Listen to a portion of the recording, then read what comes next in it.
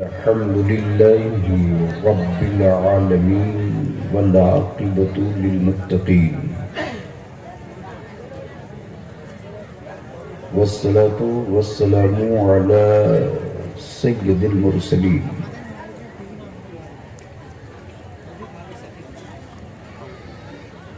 व अला आलिहि व सहबिहि अजमईन अम्मा बाद। अऊज़ु बिल्लाहि मिनश शैतानिर रजीम बिस्मिल्लाहिर रहमानिर रहीम। मुहम्मदुर रसूलुल्लाह सदक़ल्लाह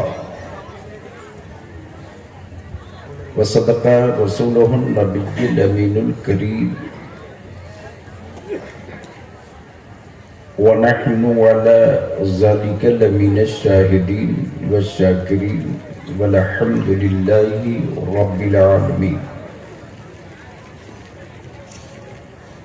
सदर बावक़ार मुअज़्ज़ज़ उलमाए किराम, बिलखुसूस फ़क़ीह असर हज़रत अल्लामा मुफ्ती शहीदुर रहमान साहब, मोहतमिम दारुल उलूम रज़विया दुमका व सदर इदारा शरिया दुमका कमिश्नरी, नक़ीब मसलके आला हज़रत फाज़िल गिरामी हज़रत अल्लामा हसन रज़ा साहब अतहर, खतीब मसलके आला हज़रत मुबल्लिग़ इस्लाम हज़रत अल्लामा मौलाना क़ारी आसिफ़ इक़बाल साहब,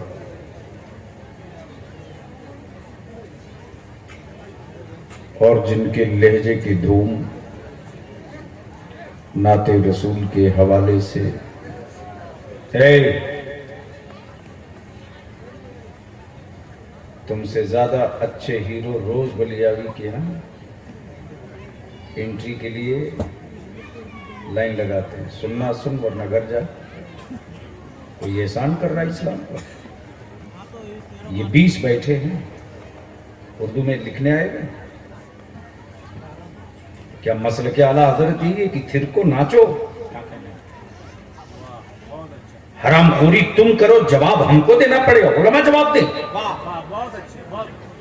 बंद कर दो ऐसे जलसे। जिस जलसों से हमारे मसलक की शबीह पर गर्द पड़ती है, नहीं चाहिए। नबी की नात हो, हुसैन की मनकबत हो, और थिर को 10 मिनट बैठना हो तो इस हिसाब से बैठो कि जिस्म तेरा हिले भी नहीं और दिल चैन से रहे भी नहीं। तो जिसे थिरकना चाहिए वो मरा हुआ है।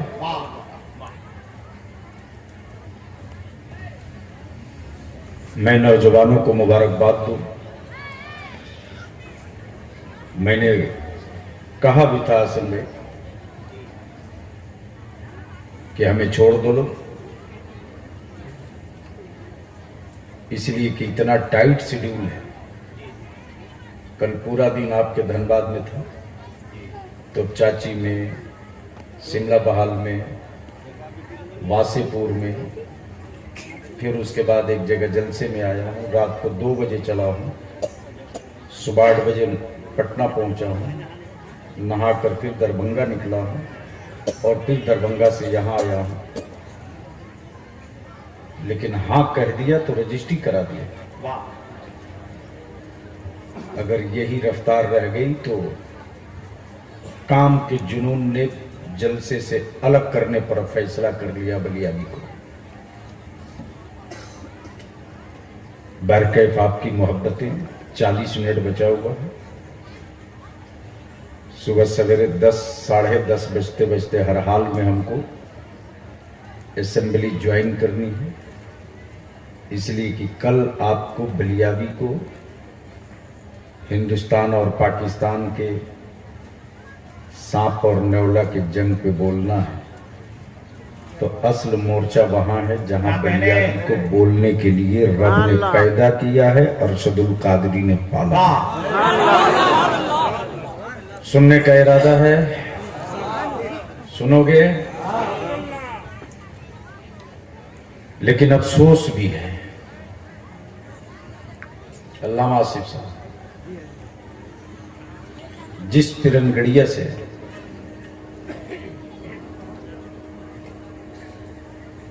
पत्थरों के कलेजे काटे जाते हैं और गरीबों की छत ढलती है, तो कटने वाला कतई मातम नहीं करता कि मैं कट रहा हूं। वो पत्थर खुश होते हैं कि मैं कट रहा हूं, लेकिन किसी गरीब की छत ढल रही है। क्या अच्छा है। लेकिन मातम इस बात की है, पत्थर काटकर अगर गरीबों की छत ढाल दिए होते तो यकीनन मैं तुमको माला भी पहनाता, गुलदस्ता भी देता। लेकिन तुमने पत्थरों के साथ साथ अपनी औलादों का मुस्तकबिल भी काट दिया है, और न जाने कितने पत्थर, कितनी छेनी, कितने हथौड़े मारे हैं तुमने, पता नहीं है तुझको। मैं बताता हूं। डॉक्टर साबिर साहब हैं लाखे के, मुझको मालूम हुआ कि यूनिसेफ की तरफ से मेडिकल हेल्थ का सर्वे कर रहे हैं। सुनिए, जमीर में जिंदगी हो तो बलियावी को सुनना।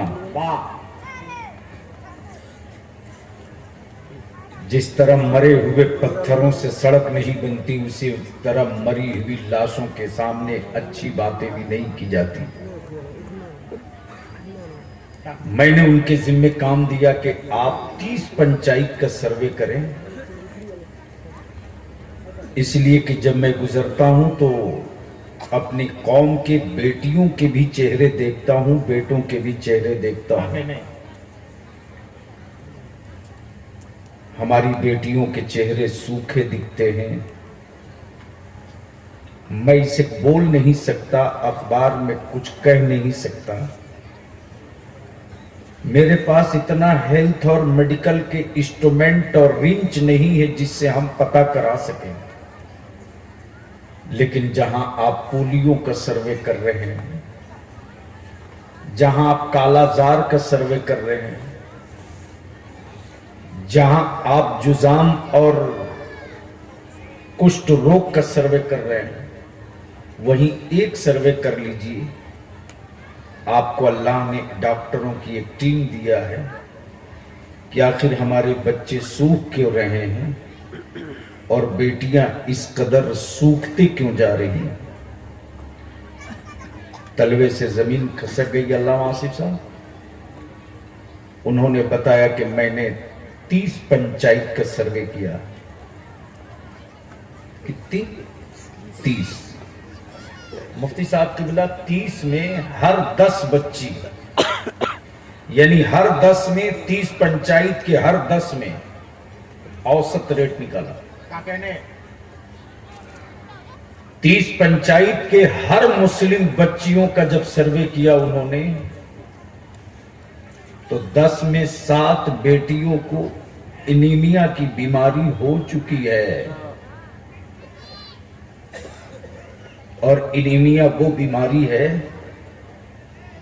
जिससे खून बनना बंद होता है। अल्लाह ही अल्लाह। और बेटियों की कोख सूख जाती है। अल्लाह ही अल्लाह।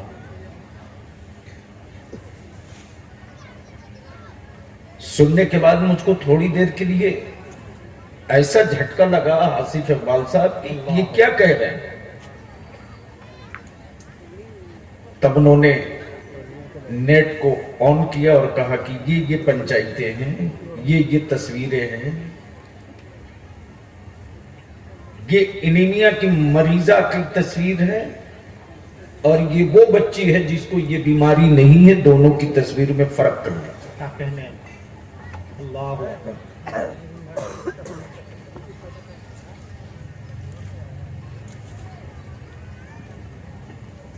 निकल जा बेटे जल्दी आ। मैंने कहा दूसरी वजह क्या है मेरे बच्चों के सूखने की वजह क्या है? मेरा दिमाग वहीं से जैसे लगे चौक कर जाए कि शादी के बाद 2 साल से 3 साल, ज्यादा से ज्यादा 5 साल, जब मेरी बेटियां अपने ससुराल चली जाएंगी और बच्चियों की कोख सूखी रहेगी, जब मेरी बेटियां औलाद पैदा करने के लायक नहीं बचेंगी, तो कुछ दिनों तक दुआ तावीज इलाज होगा। आखिर में आज का ये आवारा माशरा या तो उस बच्ची को तलाक दे देगा या वो लड़का दूसरी शादी करेगा। अब मेरी कौम की उस बच्ची की जिंदगी किस हाल में बीतेगी, इसका सिर्फ तसव्वुर करके अंदर ही अंदर जल तो सकते हो, रास्ता नहीं निकाल सकते। मैंने इसके पीछे के जो मेडिकल राज थे वो जानना चाहा तो मालूम हुआ कि बच्चियों को जो खुराक मिलनी चाहिए वो नहीं मिलने की वजह से एनीमिया की बीमारी होती है। अब दिमाग की नसें फटने लगी कि आखिर इसका इलाज क्या होगा, इसका हल क्या होगा। इसलिए कि मुसलमानों में कोई अंबानी है नहीं, कोई धीरू भाई है नहीं, कोई जिद्दल मित्तल है नहीं, और जिनको अल्लाह ने सलाहियतें दी हैं उनकी हवेली में कुत्ते तो दूध पी सकते हैं, क्या कहने हैं? किसी गरीब के बेटी को रोटी नहीं दी जा सकती। क्या लम्हे फिक्रिया है जिंदगी। और नारा लगावे हम नबी के इश्क का, वाह, डंका बजावे नबी की मोहब्बत का। क्या कहने हैं? अरे क्यों धोखा दे रहे हो अपने आप को? क्यों रुसवाइयों का सामान इकट्ठा कर रहे हो कब्र का? क्यों बर्बादियों के लिए असासा जमा कर रहे हो कयामत के लिए?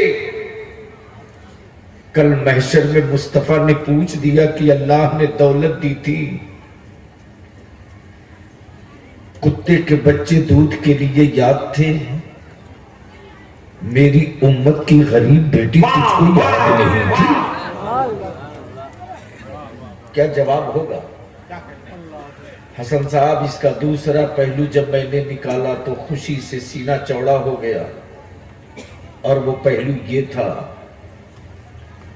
मैंने पूछा कि इस वक्त जो मुसलमान, गरीब मुसलमानों के बच्चों के चेहरे कुछ दिखाई देते अच्छे, वो कहां कहां हैं? बाखुदा मुसलमानों, इस्लाम के फलसफे ज़कात पर रश्क करो। क्या बात है? क्या इस्लाम के फलसफे ज़कात पर रश्क करो। अमेरिका की ये एजेंसी ये कहने पर मजबूर है कि गरीब मुसलमानों के चेहरे पर जो पानी दिख रहा है वो किसी हुकूमत के सिक्कों की वजह से नहीं है, जो गरीब मदरसे में आ गया है ना, वो मदरसे की पतली दाल और रोटी की वजह से है। हमने क्या किया? हमने क्या किया? क्या सच्चाई है? वाह, हमने क्या किया? वाह, बलियाबी को उससे मतलब नहीं जिसकी उम्र 60 साल हो गई है। वाह, बलियाबी को उसके लिए भी नहीं जीना चाहिए जिसकी उम्र 50 साल हो चुकी है। वाह बलिया भी उसके लिए भी बेचैन नहीं होगा जिसकी उम्र 40 साल पार है। बलिया भी उसके लिए कभी फिक्रमंद नहीं होगा जिसकी उम्र 30 पार है। लेकिन बलिया भी उसकी फिक्र जरूर करेगा सुनिए जिसकी उम्र 20 साल से पार हो चुकी है। तवज्जो चाहूं, बर्दाश्त करने की हिम्मत है? वाह अरे बर्दाश्त कर सकते हो ये कड़वा घोट? बोलो बोलो बोलो, पीने को तैयार हो? कसम खुदा की चंद घोट अगर आज उतार लोगे ना अजमत मुस्तफा को, क्या कहने, और सुबह से इस पर अमल कर लोगे तो इसका नतीजा 2 महीने में नहीं 3 महीने में नहीं, जो 5 साल के बाद रिजल्ट आएगा वो 50 साल का हरजाना वसूल के लेके चला आएगा। तवज्जो चाहूंगा हिले स्टेज की। तवज्जो चाहो। मुल्क को आजाद हुए कितना साल हो गया नहीं मालूम। वोट दो, बेचो, 100-200 रुपये में बेचते रहो। और जिनको सियासत की हिज्जे नहीं मालूम वो भी बलियाबी पे 4 पत्थर मार लेते। मैं जानता हूं कि अगला कितना किस सलाहियतों का हो सकता है। मुल्क को आजाद हुए 2017 में 72 साल हो गए। 72 साल का मतलब यह है कि एक जनरेशन कब्रिस्तान में दफन हो चुका।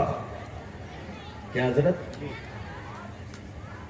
एक जनरेशन कब्रिस्तान में दफन हो चुका,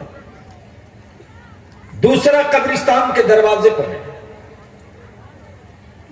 तीसरा कब्रिस्तान और घर के बीच है। जो 40 पार है वो दरवाजे पर है, जो 30 और 40 के बीच में है वो रास्ते में। जिनकी फिक्र करनी है वो 20 प्लस है, यानी 20 पार कर रहा है। सवाल उस 20 वाले का भी नहीं है। 2 हाथ पिटा के जी लेगा, 2 हाथ पीट के जी लेगा। लेकिन मैं पूछता हूं ईमान वालों, जो बच्चे अभी मां के आंचल में छुप कर दूध पी रहे हैं, जो बच्चे अभी 8 साल 5 साल के मोहल्लों में खेल रहे हैं, जब मेरे उन बच्चों की उम्र 18 साल होगी उस वक्त का हिंदुस्तान कैसा होगा? और उस वक्त के हिंदुस्तान में तेरी औलाद कहां होगी? उस दौर में तेरी औलादें कहां किस जगह होगी? वो मरी हुई कौम है जो खुद को जीने के लिए नक्शा बनावे। उस कौम को कोई माई का लाल मार नहीं सकता है जो कौम पैदा होने से पहले अपनी नस्लों का नक्शा बना के मर जाए। बनाया है नक्शा संघ वालों ने। कौन है जी उधर?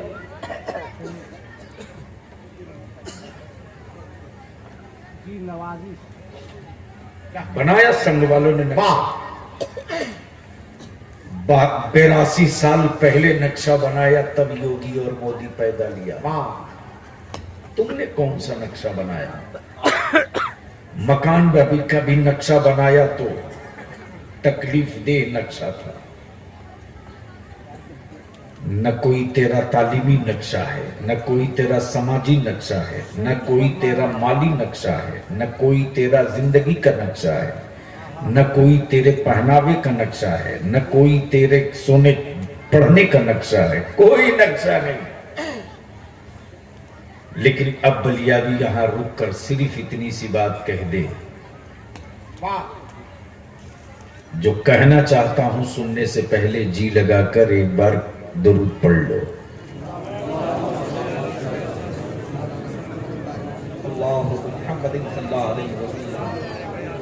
अब दुरूद के लिए आवाज नहीं निकलती।